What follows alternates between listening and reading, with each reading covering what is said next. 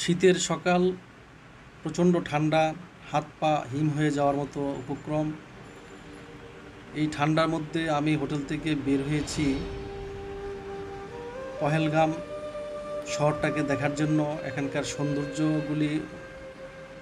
সৌন্দর্য উপভোগ করার জন্য। আর ওই যে দূরে দেখা যাচ্ছে পাখিগুলি, তারা বের হয়েছে খাবারের জন্য। পার্থক্য হলো আমি বের হয়েছি সৌন্দর্যমণ্ডিত পেহেলগাম দেখার জন্য, আর পাখিগুলি বের হয়েছে তাদের খাবার সংগ্রহের জন্য। শ্রীনগর থেকে 94 কিলোমিটার দূরে প্রাকৃতিক শোভামণ্ডিত পার্বত্য অঞ্চল পহেলগাঁও। কাশ্মীরের অধিবাসীদের অনেকেই এখানে সাপ্তাহিক ভ্রমণের অবকাশে আসেন।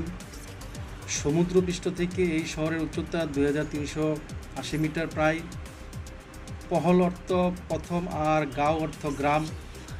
কাশ্মীরের প্রবেশের পথে এটি প্রথম একটি গ্রাম, আবার অমরনাথ যাবার পথে প্রথমেই এই গ্রামটি অতিক্রম করতে হয় বলে এর নামকরণ হয়েছে পহেলগাঁও। লিডার ও শেষনাগ নদীর সঙ্গমস্থল এই গ্রাম অবস্থিত। এখানে কোনো মন্দির, মসজিদ, সমাধি নেই। তারপরও পর্যটকরা প্রাকৃতিক সৌন্দর্য উপভোগের জন্য পহেলগাঁও ছুটে আসেন।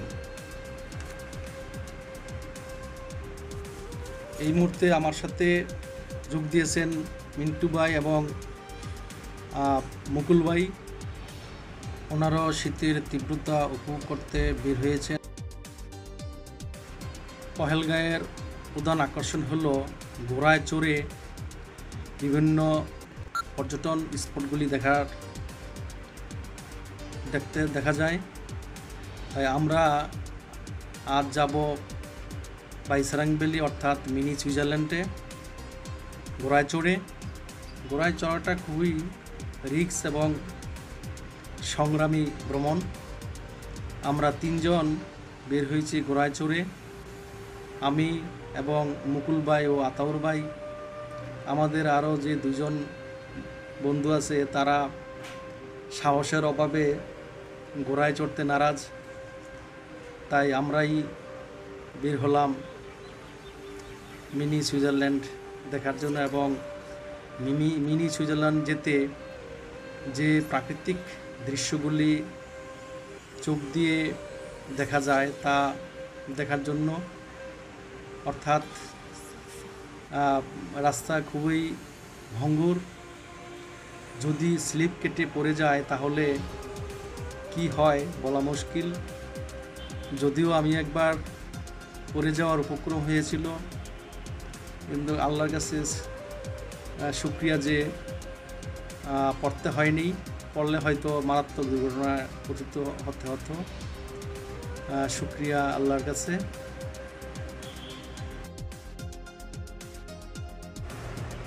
এই রাস্তাটা জানুয়ারি মাসে চরমভাবে বরফাচ্ছন্ন থাকে।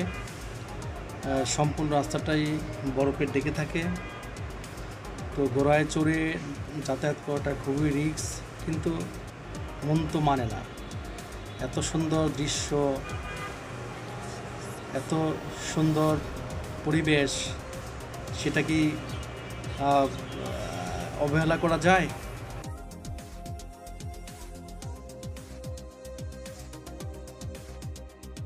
আমাদের এখানে 4টা স্পট দেখানোর কথা, কিন্তু আমাদের সময় স্বল্পতার কারণে আমরা শুধু মিনি সুইজারল্যান্ডে যাব। কারণ আজকে আমরা শ্রীনগরের উদ্দেশ্যে রওনা দিব সন্ধ্যার দিকে। এর আগে আমরা আরু ভ্যালি, বাতাব ভ্যালি, চন্দনাওয়ারি যাব। ওখানে বরফ পাওয়া যাবে, কারণ আমাদের উদ্দেশ্য হলো বরফ দেখা, বরফ ধরা, বরফের উপরে হাঁটা এবং বরফ নিয়ে খেলা করা।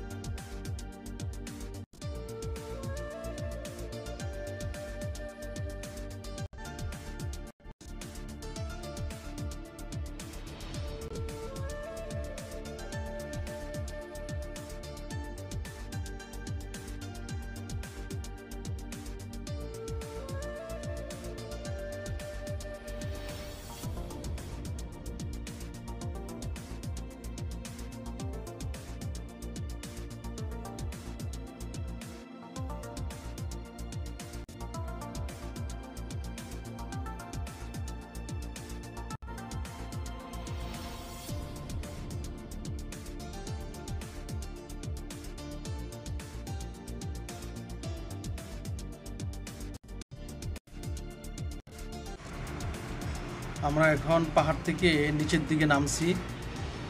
যখন ঘোড়া নিচের দিকে নামে তখন ঘোড়ার উপরে পিছনের দিকে হেলান দিয়ে বসতে হয়, কারণ যদি সামনের দিকে ঝুঁকে বসে তাহলে ঘোড়ার সামনের পায়ের উপর খুব প্রেশার পড়ে, এতে করে ঘোড়া বসে পড়ার সম্ভাবনা থাকে এবং মারাত্মক দুর্ঘটনার সম্ভাবনা থাকে। আবার যখন উপরের দিকে ঘোড়া উঠবে তখন সামনের দিকে ঝুঁকে থাকতে হয়, কারণ তখন পিছনের দিকে শক্তি থাকে বেশি। যদি পিছনের দিকে হেলে যায় তাহলে স্লিপ কেটে পড়ে যাওয়ার সম্ভাবনা থাকে। তাই ঘোড়ায় যখন চড়বেন তখন সামনের দিকে নিচের দিকে নামার সময় পেছনের দিকে হেলে থাকতে হবে এবং উপরের দিকে উঠানোর সময় সামনের দিকে হেলে থাকতে হবে। এটাই হলো ঘোড়ায় চড়ার পাহাড়ি রাস্তা দিয়ে নিয়ম।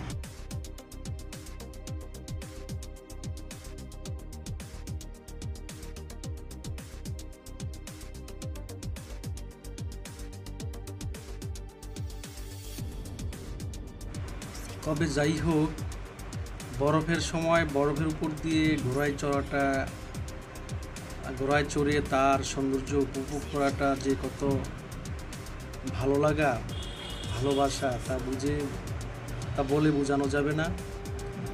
আমরা আশা করেছিলাম যে হয়তোবা এই সময়টায় আমরা মিনি সুইজারল্যান্ডে যাওয়ার পথে বরফ পাবো, কিন্তু আমরা পাইনি।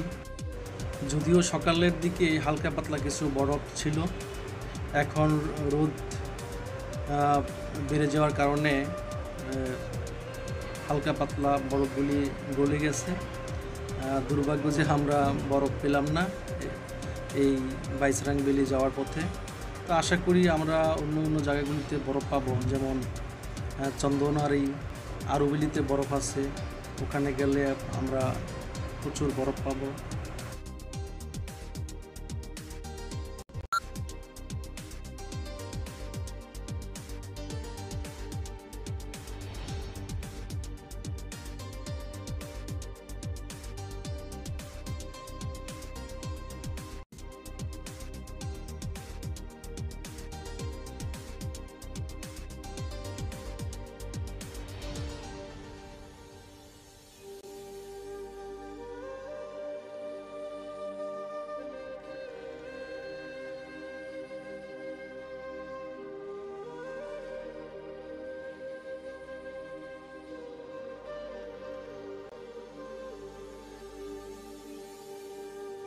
Osez croire, osez mourir, osez vivre. ঘোড়ায় চড়া অবস্থায় ছবি তোলাটা খুবই রিস্ক। তারপরও যারা পর্যটক আসে তারা এই রিস্ক নিয়েই ছবি তোলে, ঘোড়ায় চড়ে আনন্দ ফুর্তি করে। কারণ এত টাকা খরচ করে এখানে এসে কেউ চায় না আনন্দ থেকে বঞ্চিত হতে। তাই আমরাও চাই নেই, এই রিস্ক নিয়ে ঘোড়ার উপর থেকে ছবি তুলেছি। এক হাতে ঘোড়ার লাগামে ধরে অন্য হাতে ছবি তুলেছি। অবশেষে আমরা মিনি সুইজারল্যান্ডে এসে পৌঁছলাম। জানুয়ারি মাসে এই যে বিশাল বড় প্রান্তর, এই প্রান্তর সম্পূর্ণ থাকে বরফাচ্ছাদিত, বরফে পরিপূর্ণ থাকে। এখানে বরফ নিয়ে সবাই খেলাধুলায় মত্ত থাকে। আজ আমরা খুব সকালে এসেছি। আমাদের আগে মনে হয় কোনো পর্যটক আসেনি, লোকাল কিছু লোক এখানে আসছে।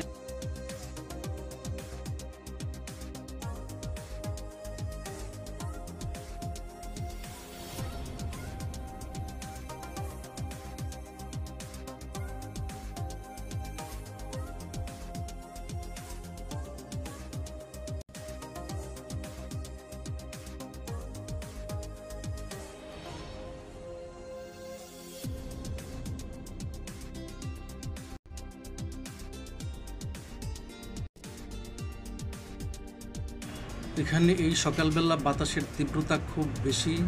বাতাসের তীব্রতা বেশি হওয়ার কারণে প্রচণ্ড ঠান্ডা লাগছে। আমাদের পোশাকের অবস্থা দেখলেই তা বোঝা যায়। প্রত্যেকেই হাত মোজা, কানটুপি, মাফলার ব্যবহার করছে।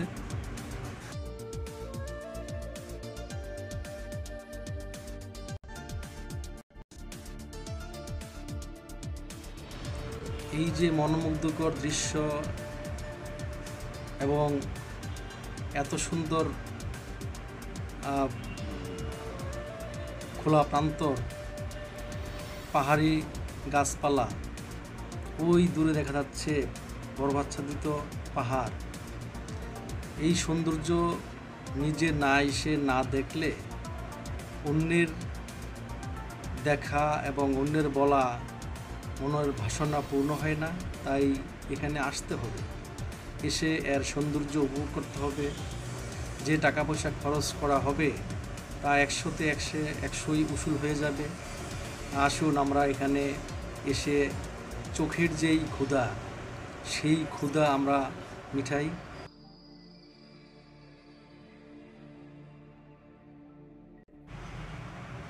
না টেনে সম্পূর্ণ ভিডিওটা সবাই দেখবেন, অবশ্যই আশা করি ভালো লাগবে। পাহাড়ি আঁকাবাঁকা রাস্তা, ঘোড়ায় চড়া, ঝুঁকি নিয়ে ভ্রমণ করা, পয়সা উসুল হবে। আমার চ্যানেলটি সাবস্ক্রাইব করে এবং বেল আইকনটি চেপে আমার সাথে থাকবেন। ধন্যবাদ সবাইকে।